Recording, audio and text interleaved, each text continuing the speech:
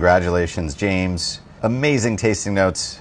I have to write a lot of tasting notes, and they're not easy. I think James maybe was cheating a little bit because my favorite thing is he mentioned Café Brûlot. I live in New Orleans, and Café Brûlot is a hot coffee cocktail. It's a really cool thing. So they peel an entire orange and they stud it with cloves. The mix of the hot coffee and the liqueur, it's all kind of flaming and it gets poured over the orange peel to help flavor the Café Brûlot. I don't know if you're just trying to cater to my taste memories, but I have a huge soft spot for Café Brûlot, so you got me. You've got a bottle of #bourbon, which is third ever Pinhook release. That is an amazing collectible. I don't know where you can actually buy one of those at this point, so certainly hope you enjoy it.